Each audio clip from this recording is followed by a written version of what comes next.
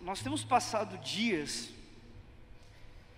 em que nós temos conversado, nós atendemos pessoas toda semana, né? Nós aconselhamos pessoas toda semana, e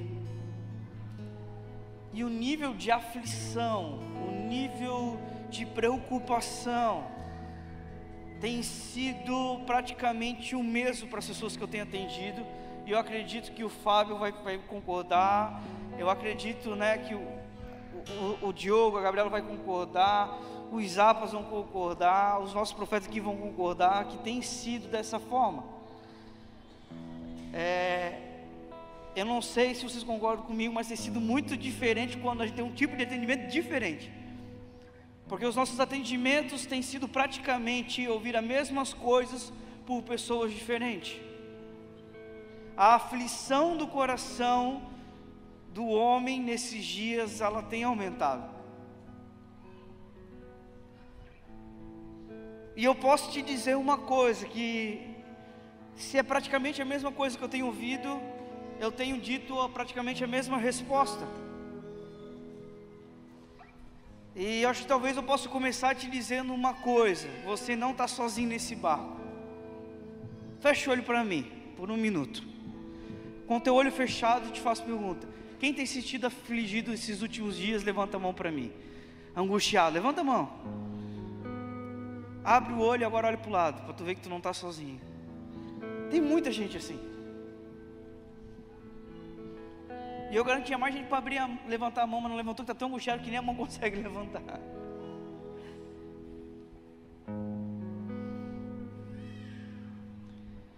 Mas tem que haver uma explicação.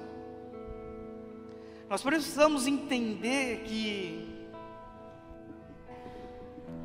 infelizmente, para alguns, e felizmente para sua noiva, Jesus está voltando. Jesus está voltando. E nós precisamos entender, por exemplo, poxa, pastor, pessoas me questionaram, algumas me questionaram: pastor, o que aconteceu com o Rio Grande do Sul? Foi Deus ou não foi? É Deus querendo fazer isso ou não? Eu preciso te fazer inclusive entender uma coisa. Escuta o que eu vou te falar. A Bíblia, ela nos fala a respeito do futuro, daquilo que está por vir. Mas nós precisamos entender, Deus, em toda a sua plena sabedoria, conhecimento, Ele sabe o próprio caminho do homem, aquilo que o homem busca e o que ele vai conquistar lá na frente. Então eu posso dizer que algumas coisas nós vamos viver, o Senhor profetizou, mas não significa que Ele em si está fazendo algo, mas o próprio homem, com a sua natureza, com o seu pecado e com aquilo que planta, está chegando o tempo de colheita. Amém? E está chegando, e nós precisamos entender que coisas que nós estamos vendo, coisas que nós estamos ouvindo, infelizmente algumas coisas não vão mais melhorar. Ismar, eu estava pensando esses dias e falando com a minha esposa. Eu sou anos 90, né? Tu tá falando assim, anos 90 é novinho, vai falar isso para os anos 2000. Que tu olha para alguém, eu nasci em 2005, aí tu olha uma irmã, tu fala, 2005? Para mim 2005 ainda é alguém que acabou de nascer, não é verdade? Mas um cara de 2005 já tem 18 anos já. Então, nós estamos vivendo dias que a tecnologia e tudo que está chegando, cara, o mundo não vai mais ser o mesmo. Para nós, geração que conheceu um mundo sem internet, né? Um mundo sem celular, sem todo esse avanço, nós precisamos entender que o mundo não vai mais voltar, e algumas coisas não serão mais as mesmas. E parte dessa loucura, parte dessa correria, ela coopera, e ela nos leva para os últimos dias. Mas a minha pergunta é: por quê? Se isso é bíblico, como isso nos aflige? Por que isso nos incomoda? porque isso nos faz cair em um certo tipo de desespero e de distração.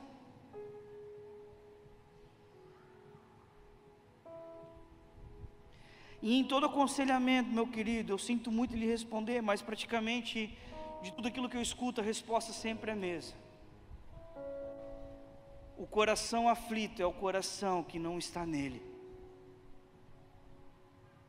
Nós estamos tão preocupados com aquilo que está em nossas mãos, estamos tão preocupados e a nossa vista está tão colocada nas coisas que são passageiras e para as coisas do mundo e apegadas às coisas que o mundo pode nos oferecer, e esquece financeiro. Não estou falando de dinheiro, eu estou falando sobre saúde, eu estou falando sobre segurança, eu estou falando sobre o dia da manhã.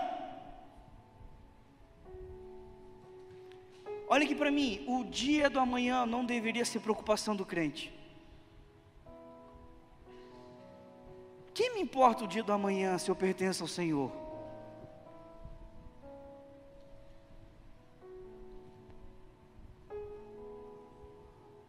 Está nos faltando voltar aos pés do Senhor e voltar a criar de fato uma conexão com Ele.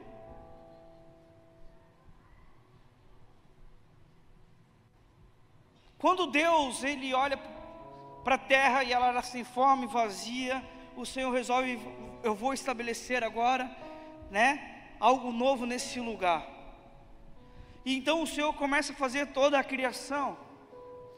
Quando o Senhor parte para os seres vivos, racionais de alguma forma, Ele fala, por exemplo, com o mar para criar o peixe.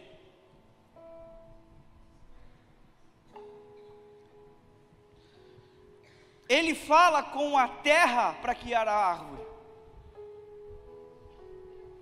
Mas quando Deus vai criar o homem, Ele fala consigo mesmo. Ele fala: façamos. O que eu quero dizer com isso? Se você tira um peixe da água, ele o que, gente? Se você tira uma árvore da terra, arranca ela e joga ela no cimento, o que acontece com a árvore? E se você tira um homem de Deus, o que acontece com ele? Há algo que nós precisamos entender, e esse algo vai fazer toda a diferença nos últimos dias da terra. Olha aqui para mim, igreja. Deus é o nosso habitat natural.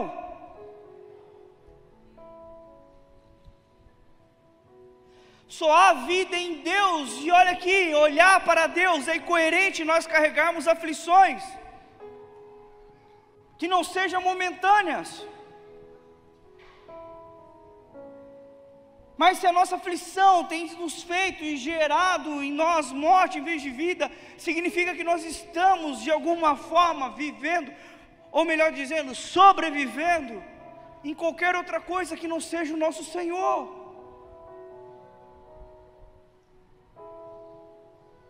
O nosso habitat natural é o Senhor.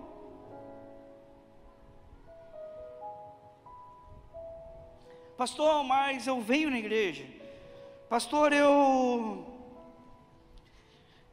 estou aqui todo domingo, eu estou aqui nos sábados, eu estou aqui nos fins, eu venho aqui durante a semana, eu estou fazendo uma escola, eu estou fazendo uma integração. Olha só, deixa eu te falar uma coisa. Vamos lá olhar o povo judeu, até então o hebreu, numa terra que não era deles.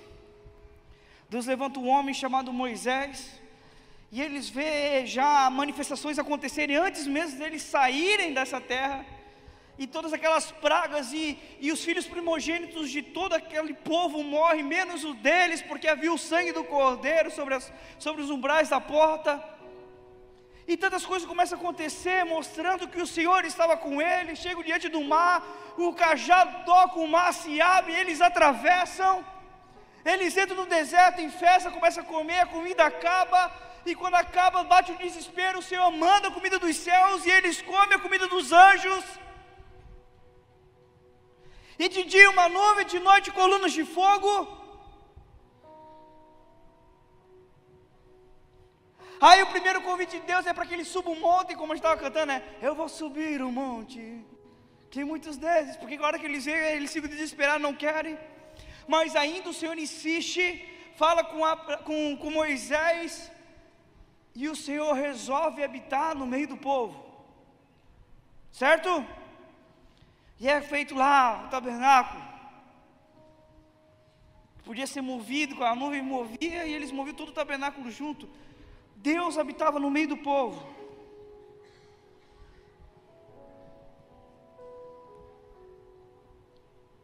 Esse povo que saiu do Egito,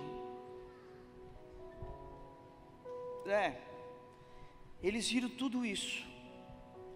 Deus habitou no meio deles, mas eles não entraram na terra prometida. Deus habitou no meio do povo, mas o povo não habitava em Deus. Escuta o que eu vou te falar agora. Há uma diferença em você estar em um lugar onde Deus habita e você habitar em Deus.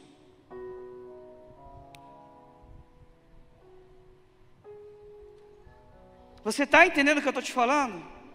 Você vir aqui em um lugar onde Deus habita, você visitar a casa de alguém onde Deus habita é uma coisa, mas você sair daqui, romper com a tua segunda-feira e Deus continuar habitando em você é outra coisa. Não quer dizer que a segunda-feira ruim do teu patrão te incomodando não virá, mas é o seguinte, diferente do homem natural que se desespera diante de uma ameaça de perda de emprego, contudo você tem o Espírito Santo. Você só não frequenta ou está em um lugar onde Deus habita, mas Ele habita em você. Você não está só no arraial onde Deus habita, mas você decidiu ser alguém dentro do arraial que habita em Deus. Todo aquele povo, somente 2 homens atravessaram para a terra prometida.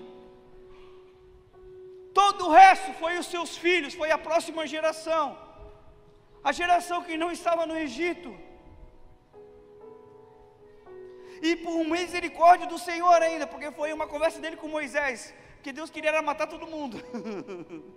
Vou abrir a terra e vou engolir todo mundo.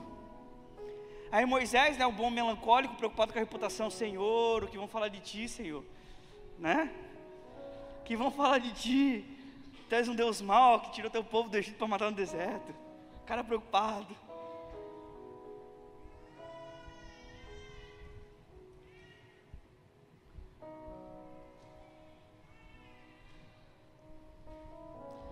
A gente precisa entender uma coisa, olha aqui.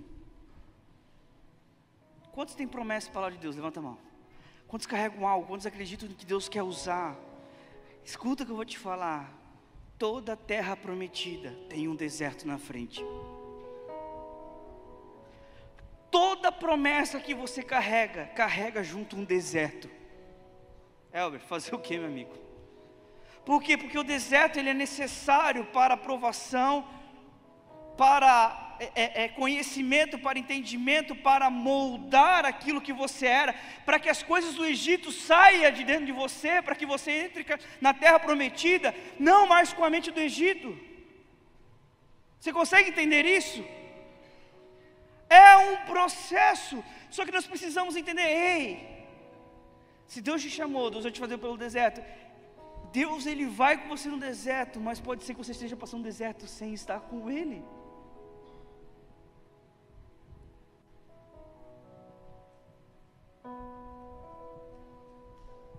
Porque eu tenho certeza que as pessoas vão concordar.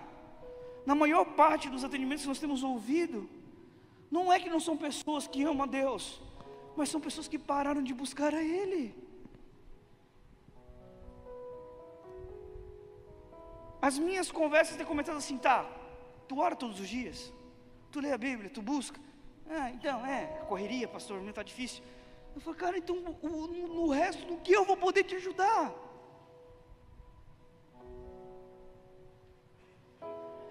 Olha que para mim é um princípio básico, mas olha que esse princípio básico é o mais sólido que você pode carregar, que o diabo tem raiva de que você entenda, de que você pode ter todos os dias o teu pai te ouvindo.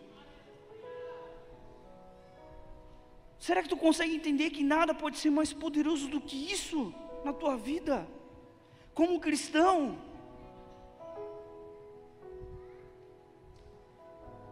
Jesus veio, morreu numa cruz, para que você não tenha que ter, como outro povo tinha, um homem para ter que ir lá sacrificar alguma coisa, para que você tenha livre acesso a Ele.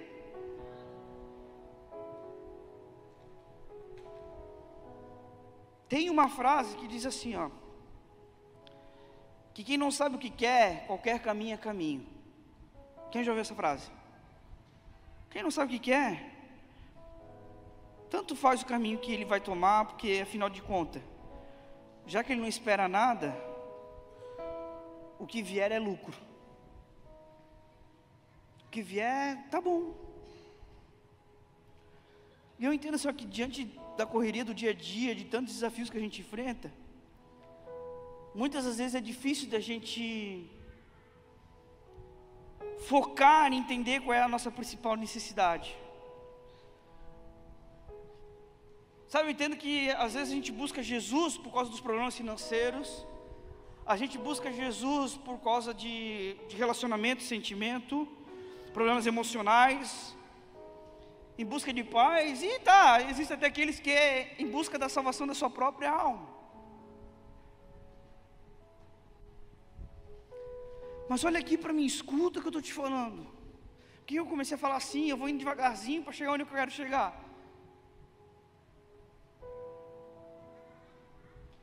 O mais difícil é, quando eu converso, e eu tenho conversado com pessoas com o coração aflito, eu pergunto, cara, para onde você quer ir? E as pessoas não sabem mais me dizer.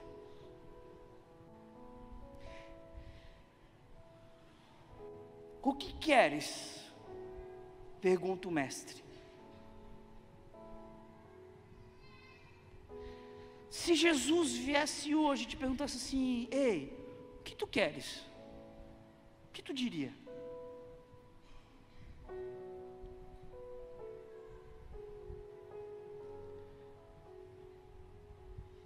Eu lembro do Show do Milhão. Quem lembra do Show do Milhão aqui? Meu, era o programa, né? Pra tu ver que eu sou dos anos 90. E no Show do Milhão tinha o quê, né? Tinha ajuda dos universitários, lembra? Né? As plaquinhas lá da plateia. E quantas vezes a pessoa não sabia o que ela queria, ela não sabia a resposta, ela pediu opinião, e o povo dava a opinião errada. Né? E o cara perdia tudo. E era um dia que mudaria a vida dele. Olha aqui para mim, crente. Tem crente que parece estar no Show do Milhão e não sabe a resposta. Quer que eu, como pastor, diga aquilo que tu quer em Jesus.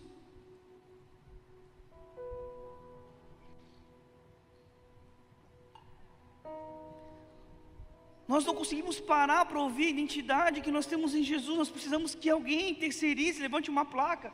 Ou pela minha experiência na universidade, pelo tudo que eu tive que estudar para passar, pela minha vocação, eu vou tentar te ajudar a dizer aquilo que tu é, a opção que tu quer seguir.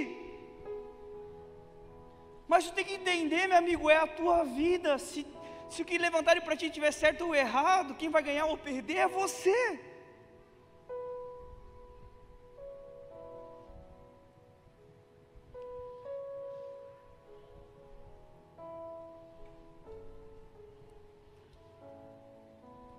Quando o Senhor começou a ministrar isso para mim, a respeito de visão,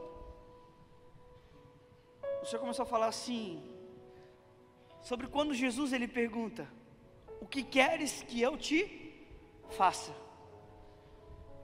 Pastor, somente 2 vezes Jesus faz essa pergunta na Bíblia. Olha que curioso isso. Somente 2 vezes Jesus faz isso. O que queres que eu te faça? Ele dá a liberdade da pessoa escolher.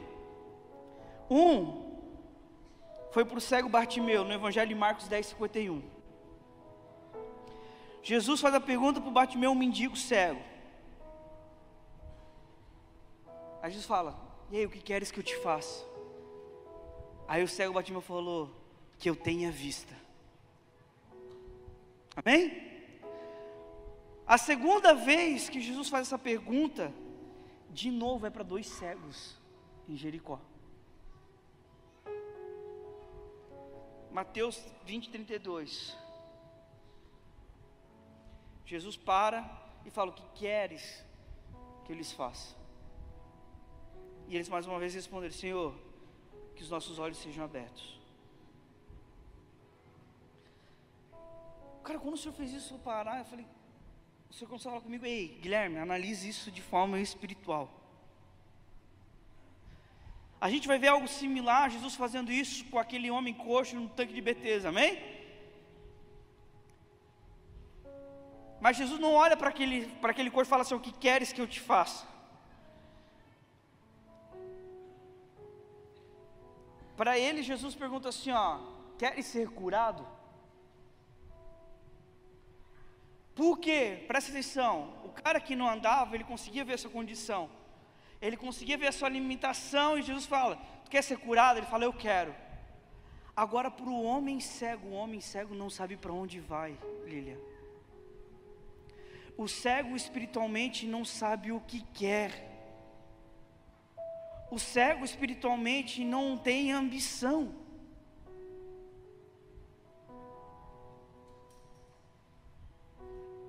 Olha o que eu vou te falar, e se Jesus te perguntasse hoje para você: o que queres que eu te faça? Talvez a nossa resposta deveria ser: Senhor, que os meus olhos se abram.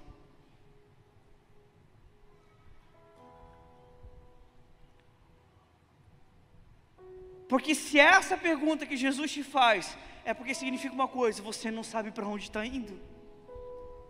Porque quem sabe para onde está indo, já sabe o que é da vida.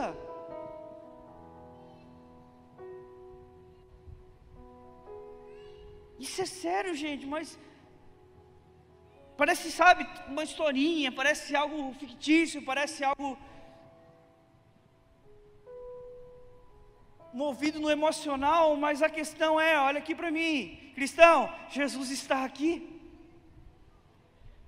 e Ele quer te ouvir, e eu acredito que Jesus pode fazer assim hoje essa pergunta para ti: o que queres que eu te faça? E se Jesus te perguntar hoje: escolhe, o que tu quer? Tu está vendo como as aflições do nosso coração, como as coisas da terra nos faz deixar de ver o que é eterno e nos faz estar perdidos? Porque vamos combinar: Jesus, eu preciso de um emprego melhor, Jesus me dá carro, Jesus me dá casa, Jesus me dá, e a gente, Jesus, misericórdia desse governo, Jesus, misericórdia do que está acontecendo aquilo, Jesus, eu estou aflito com aquilo, Jesus.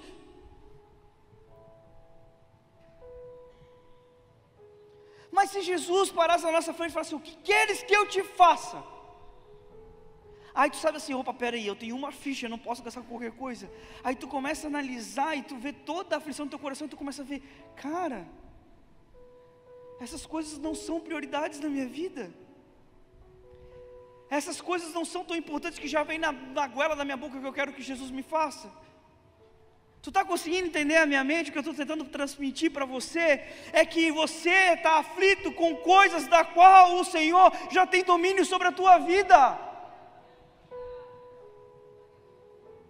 Coisas que são pequenas diante de quando Ele te pergunta e diz assim: eu estou contigo, o que tu queres que eu te faça?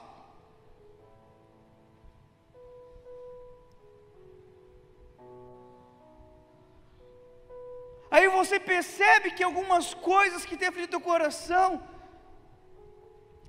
não estão no lugar que deveriam. Não quer dizer que você não tem o direito de se sentir aflito, porque eu também me sinto. Não quer dizer que você não tem o direito de estar triste, porque eu também me sinto. Não é isso. Mas é você olhar para dentro de você e dizer assim: apesar dessas coisas existirem, apesar de dificuldades me virem, há uma prioridade dentro de mim. Algumas coisas vêm e vão, balançam o meu barco, mas eu sei para onde eu estou indo.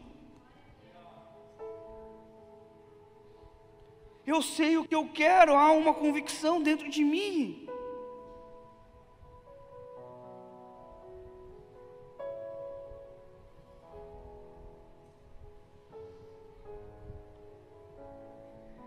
Eu sei que quando a gente está aflito, é difícil a gente não se perder. Quando a gente vive dias, vamos supor que nem é quem a gente ama, que a gente queria que nos amasse, parece que não nos ama da mesma forma. Quando o respeito para os homens, principalmente, quando parece que o respeito que havia dentro de você, aquilo que tu cultivou e o teu espaço, você perde esse direito.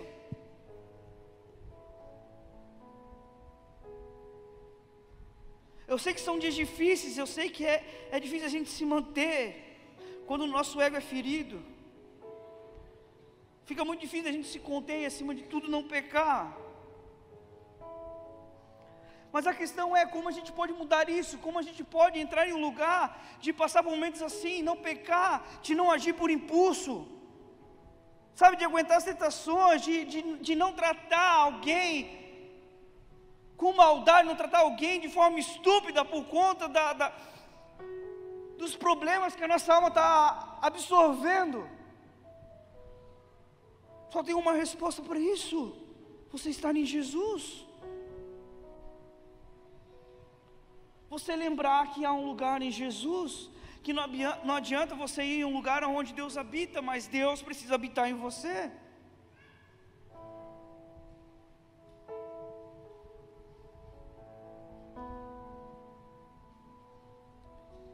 Quando a gente lê as histórias sobre homens de Deus, avivalistas, né? E a gente lê tantas histórias, vamos botar o último homem aí conhecido, que foi um homem exemplo até o seu último dia de vida, que foi o Billy Graham. Quem conheceu o Billy Graham aqui, já ouviu sobre ele, já leu algum livro? Cara, que homem extraordinário, esse homem ganhou milhões de pessoas para Jesus. Mas a diferença de Billy Graham para um homem comum é Deus. Qual é a diferença, professor, de um homem para um homem de Deus? No próprio português está dizendo, de Deus, homem, e o outro é de Deus. O homem, ele continua sendo homem, a diferença no homem é Deus estando sobre ele. Olha aqui para mim, se tirar Deus da minha vida, não me resta nada. O Guilherme é horrível, o Guilherme não presta, o Guilherme não tem nada de bom para oferecer para vocês, o Guilherme não tem nada de bom para oferecer para ele mesmo. Ai de mim se o Senhor não estiver comigo, ai de mim se Ele não estiver sobre a minha vida. Se há algo que precisa me afligir, se existe algo que talvez possa incomodar a minha alma, é o fato de que eu, se eu não me cuidar, eu posso perder a única coisa que há de bom em mim, que é Ele. Eu posso perder esposa, eu posso perder filhos, eu posso perder dinheiro, eu posso perder casa, eu posso perder carro, mas eu não posso perder o meu Senhor.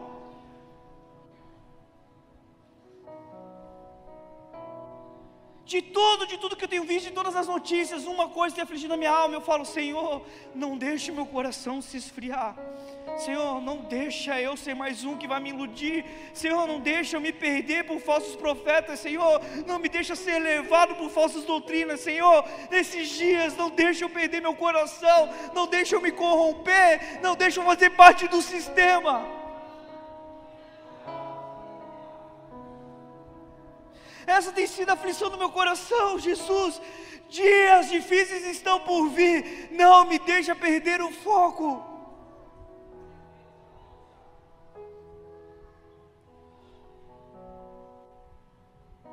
Em dias de fome, prato de lentilha parece algo muito bom.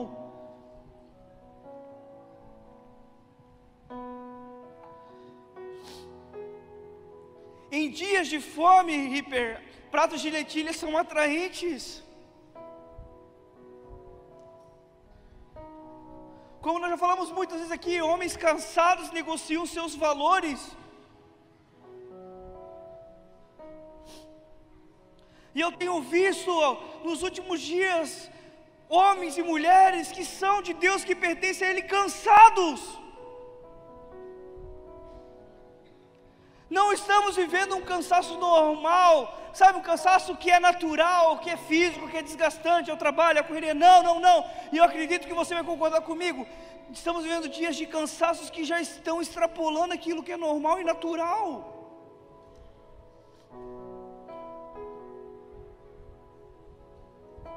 Meu amigo, olha para mim, esse cansaço, ele não pode fazer parte da tua vida. Você tem que rejeitar isso, você tem que se colocar de pé e dizer assim: o Espírito do Senhor está sobre mim, Cristo em mim é a esperança da glória. Cansaço, há um limite para ti dentro da minha alma, e você não pode ultrapassar esse limite. Desce.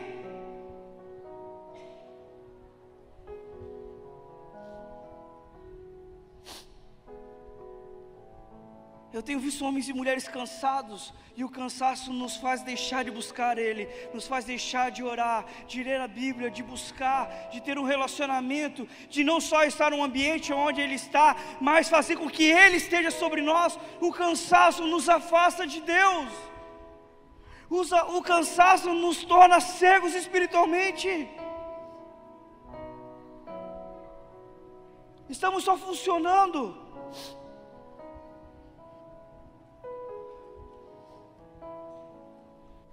1 Tessalonicenses 5,16, se quiser abre comigo.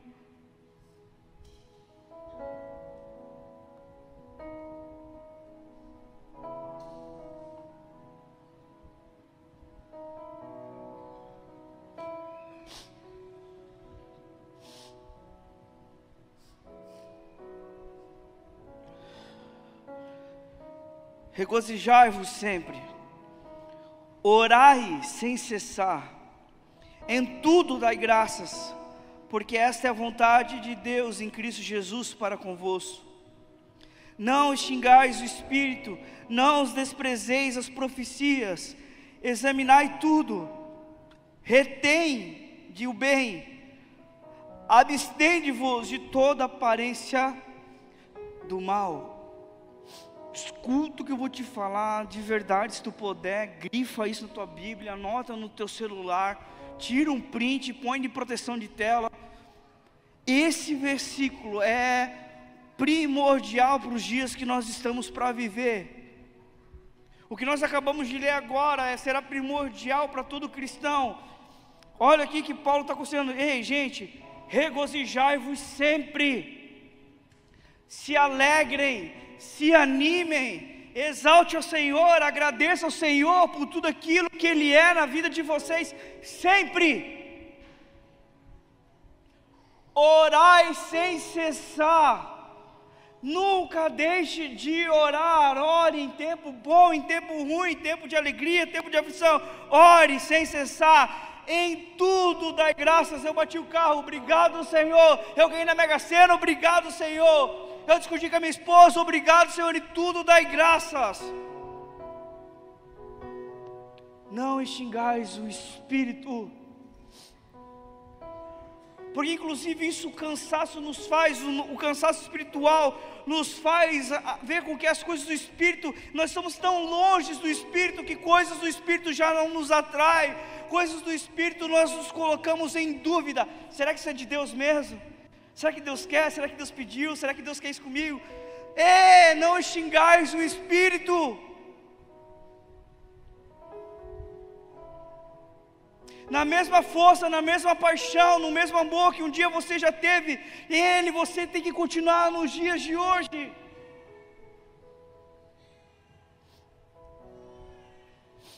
Não desprezeis as profecias, que é uma das primeiras coisas que nós fazemos quando nós estamos cansados. Acho que Deus esqueceu de mim. Acho que, sei lá, o profeta estava com dor de barriga e profetizou coisas que não devia na minha vida.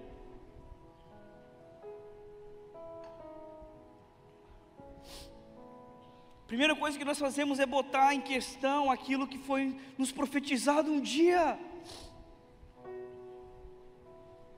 Escuta o que eu vou te falar, olha aqui para mim.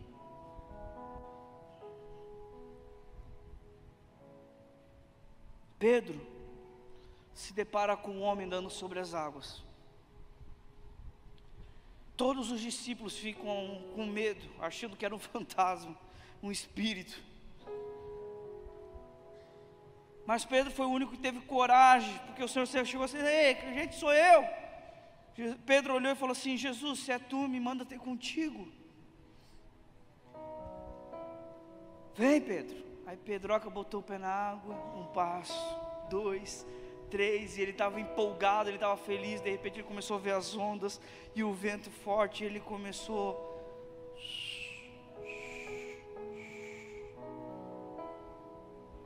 Mas antes que ele se afogasse, a palavra fala que Jesus tomou pela mão. Vem, Pedro.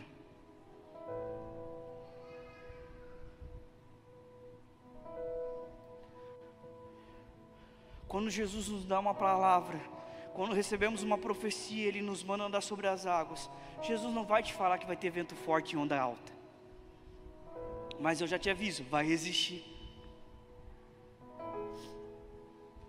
Mas você precisa, olha aqui para mim. Por mais que você tenha medo, por mais que você esteja se afogando na palavra da qual Deus te mandou andar por ela, você tem que lembrar uma coisa: quem está do outro lado do ponto da palavra é Ele. E se Ele falou, Ele cumpre. Embora você não tenha fé suficiente para andar nessa palavra, Ele te puxa para cima. Ele te puxa para cima. Sabe, talvez eu tenha que te sacudir hoje e dizer assim: cara, acorda. Olha para cima e olha que tem alguém estendendo a tua mão para te puxar debaixo dessa água. Embora talvez de alguma forma tu se sinta se afundando e não vendo como conquistar o ponto final daquilo que te foi prometido, o Senhor te chamou e Ele está contigo.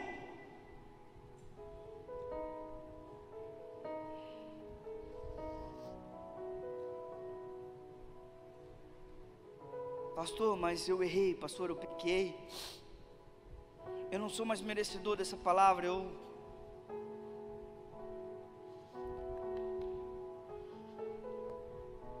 Algumas vezes eu ouvi essa pergunta: pastor, Judas foi para o inferno porque ele se enforcou? Não, Judas não foi para o inferno porque ele se enforcou. Vamos falar de Judas e de Pedro, que eu estava falando. Judas e Pedro, na verdade, eles têm muito em comum, um contraste fascinante. Judas vendeu Cristo por 30 moedas. Pedro negou Jesus por 3 vezes. Ambos traíram Jesus. E ambos foram dominados pelo sentimento de culpa quando fizeram isso. Amém? Judas foi dominado pelo sentimento de culpa quando ele viu o que ele fez. Ele sai correndo, ele pega as 30 moedas de prata, joga de volta aos pés de Jesus. E ele retém todo aquele sentimento de culpa, ele vai e se enforca e se mata.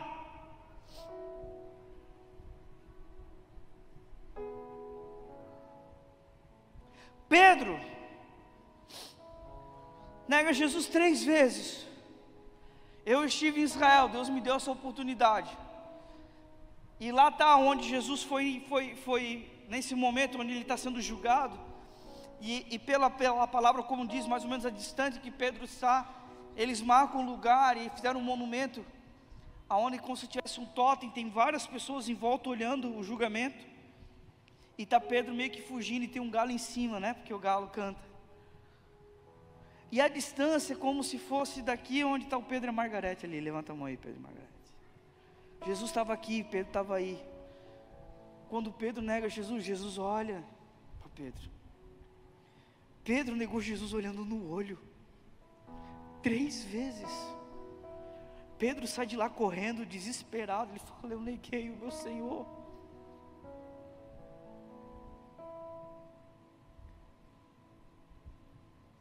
Mas diferente de Judas, Pedro, ele volta arrependido, buscando o perdão de Cristo.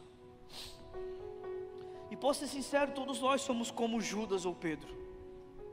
Sim, todos nós sabemos que às vezes nós somos culpados. Sabe, todos nós sabemos que às vezes nós erramos, nós pecamos e nós traímos Jesus. Não, Jesus, eu estou contigo. Não, Jesus, essa palavra eu vou pegar e eu vou fluir, eu vou voar, eu vou... E nós mentimos nesse processo, nós falhamos nesse processo, nós negamos aquilo que Ele nos pediu nesse processo. A grande diferença é como nós vamos lidar com essa culpa. Vamos fazer como Judas, suprimindo, se desesperando, racionalizando a culpa.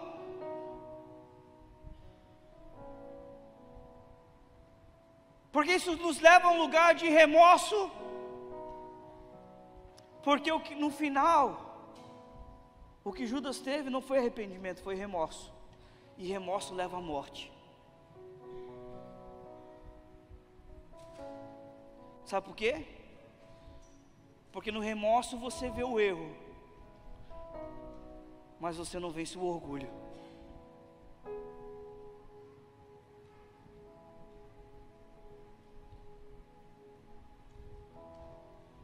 Ou nós podemos ser como Pedro,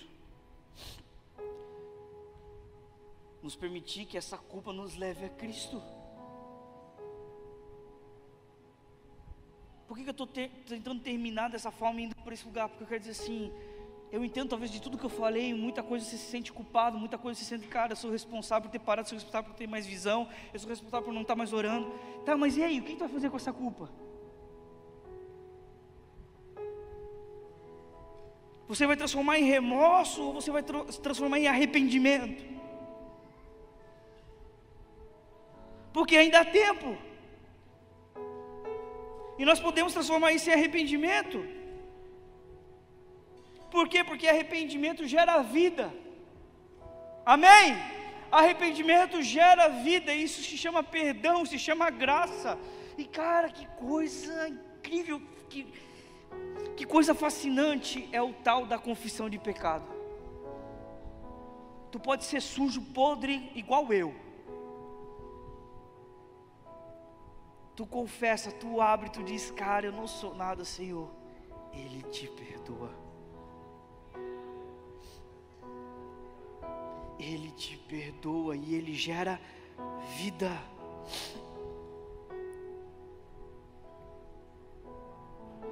Às vezes é difícil a gente encarar a verdade, principalmente quando a verdade é sobre nós mesmos. É muito fácil de falar da verdade dos outros, né? Mas a gente sempre está dentro da defensiva. Parece que a gente sempre tem que estar justificando o porquê dos nossos erros. E a gente tem que parar com isso, tem que dizer assim, ei, Cristo te deu o direito de perdão. Mas a gente tem que escolher esse lugar, a gente escolhe esse lugar ou não. Você quer ficar num lugar de justificativa ou você quer ficar num lugar de aceitar o perdão? De reconhecer.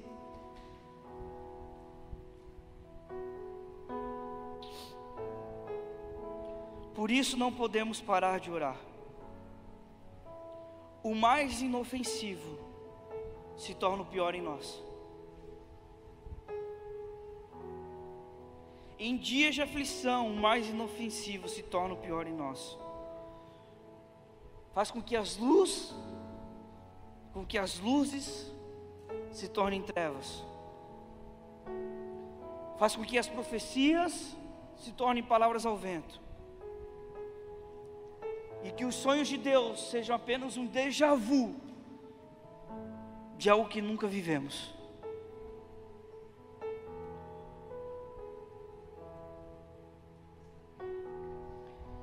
Intimidade sempre foi a palavra. Intimidade sempre foi o X da questão. Intimidade sempre foi a palavra-chave para que homens comuns se tornem homens de Deus. Olha para mim. Deus chamou o povo no deserto para subir num monte para ter intimidade. O povo não quis. Deus, Ele fez um tabernáculo e Ele foi até o meio do homem para dar oportunidade mais uma vez de um homem estar nele. Não foi o suficiente. Deus manda o seu Filho, e Ele quer o próprio véu que guardava a presença de Deus, Ele se rasga para que eu e você tenhamos acesso a Ele. Porque, vou voltar ao começo da palavra, o habitat natural do homem é o Senhor. Quem está no Senhor não está em aflição da qual não possa suportar. Quem está no Senhor não está em um estado de cansaço da qual não possa suportar. Se o teu cansaço é sobrenatural, se a perseguição ela é sobrenatural, se tudo isso está acima daquilo que poderia ser normal na tua vida, reveja, reconheça, fala: Senhor, o que eu quero de Ti hoje é que eu veja, é que eu pare com as distrações, que eu pare de ver o que eu estava vendo como homem natural, mas que eu volte a ser um homem espiritual. Eu preciso voltar a não só frequentar o lugar onde Tu habita, mas eu quero ser a Tua habitação.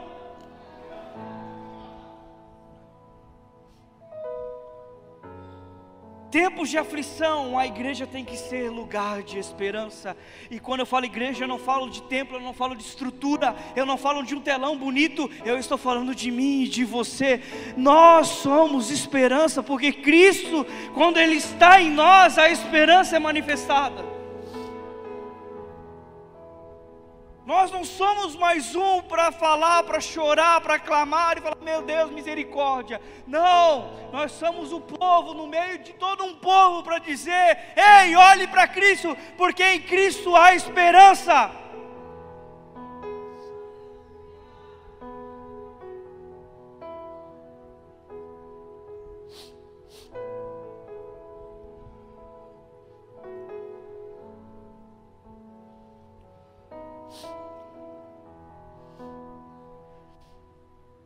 Eu liguei para o Jandir agora, lembrei. Sábado passado nós estávamos aqui.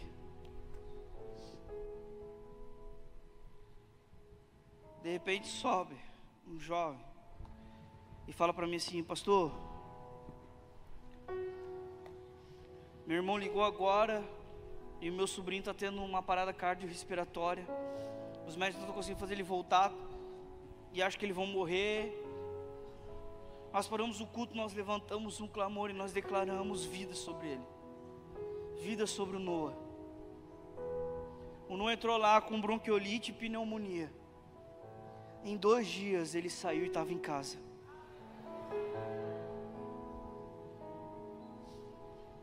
Quem trabalha na área da saúde sabe que alguém que entra nesse estado, por mais que conseguiu sair, reverteu, voltou à vida depois da parada, não vai sair em 2 dias, num quadro desse.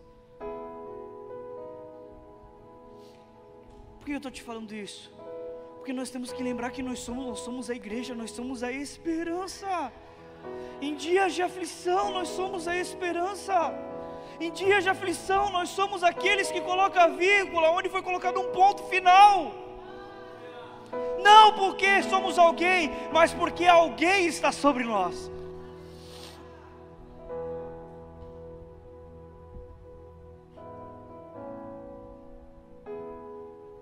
Nós temos que lembrar quem nós somos.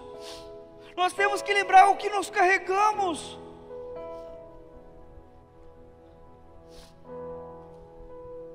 Ontem eu fui no hospital fazer uma visita para a Dona Maria. Ela está no Hospital Betesda. A Dona Maria era uma senhorinha, talvez alguns vão saber aqui, que ela sempre vem com a filha dela, com a Ana, e ela tem que ser carregada pela filha. Quem já viu dessa senhorinha aqui vindo nos cultos? Né? Bem magrinha, com bastante dificuldade. E todo sábado ela também estava aqui com os jovens, tá? E ela ia pro rolê depois com a galera crente, pensa numa velhinha crente. E ela está no hospital já há 5 dias. E a Ana falou comigo. A Ana está aqui ou não? Tá. E ela falou assim: pastor, ela não, eu acho que ela está meio que em estado vegetativo, porque ela não olha mais, ela não responde mais. Ela está com problema no rim. E a hora que eu entrei lá, quando eu comecei: oi vó, tudo bem, pastor Gui, comecei a falar com ela, ela virou e olhou para mim. E eu comecei a falar de Jesus e eu orei por ela e ela começou a chorar. E eu falei assim: vó, eu estou indo, mas Jesus está contigo. Não se esqueça, você serve a um Deus que tem o domínio da tua vida, amém? E ela conseguiu falar amém para mim, gente. A Ana olhou, ela começou a chorar, falou: pastor, ela não estava mais tendo estímulo nenhum. Será que ela está ouvindo? Ela falou: ela está. Falei, Ana, tu tem que lembrar que nós somos nessa terra, nós somos quem leva a esperança. Talvez seja o dia, talvez estão chegando os dias e a Dona Maria, talvez o Senhor está preparando ela para recolher ela. Mas ainda assim, eu como cristão, o meu papel é trazer esperança, ainda que seja após a morte. Mas lembrar, Dona Maria, você serve a um Deus que declarou vida para você até na morte. É isso que nós carregamos. A própria morte não pode nos parar, Yasmin. A própria morte já não é mais morte para aqueles que creem no Deus vivo. A morte para a igreja não é o fim, ela é o começo da vida de uma plenitude no Senhor.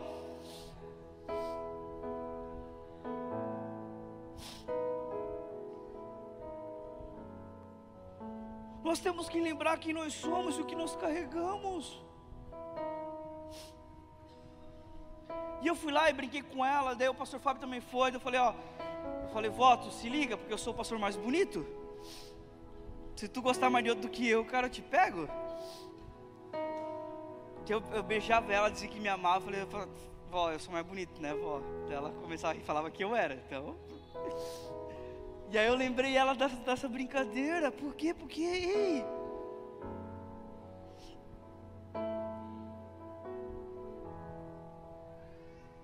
esse é o nosso papel como igreja, dizer para Ana, a tua mãezinha, se Jesus recolher, tu não está sozinha, nós como igreja estamos contigo. E nós vamos chorar junto, porque nós amamos a tua mãe assim como você ama. Mas nós vamos alegrar nas vitórias que tu vai viver posteriormente, é isso. Nós somos a igreja. Nós carregamos algo diferente.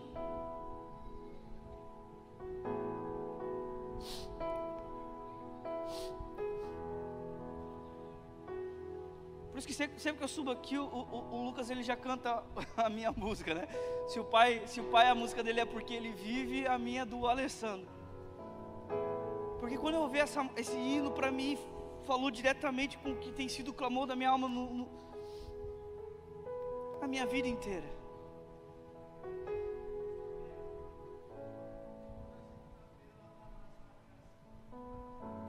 Toda segunda-feira ela estava na sala de oração também, orando. Tô falando, gente, ela é uma grande mulher de Deus.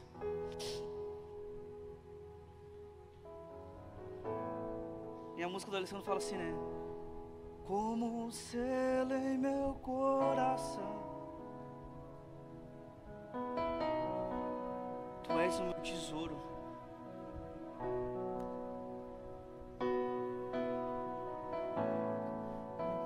As águas vêm sobre, mas eu me sinto seguro. Eu não sei se tu consegue entender isso. Continua só nessa parte, tá? Pra mim. Mas o homem que carrega Jesus como selo, o homem que tem Jesus como tesouro, não importa o tamanho da onda que vir, muitas águas vão vir, mas a gente se sente seguro. Essa é a maior questão. As águas vêm sobre mim. Eu estou com o Vicente tem 8 meses e os mais próximos sabem das lutas que nós vivemos nos primeiros meses de vida do Vicente.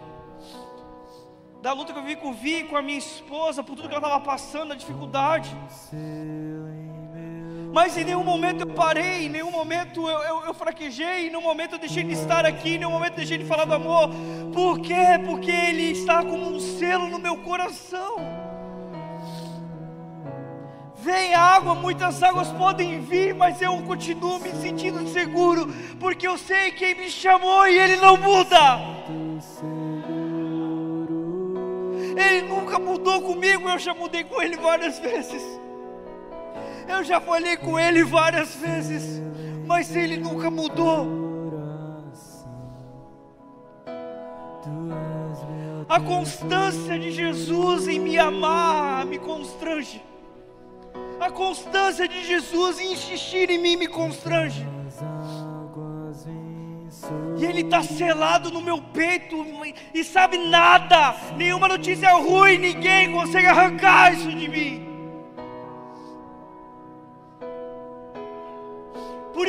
posso aceitar cansaço que se torne maior do que Ele na minha vida. Eu não posso aceitar que venha desânimo sobre mim, que seja maior do que Ele. Eu não posso aceitar. Eu não posso aceitar. As águas vêm sobre mim, mas eu me sinto seguro. Eu queria que tu ficasse de pé comigo.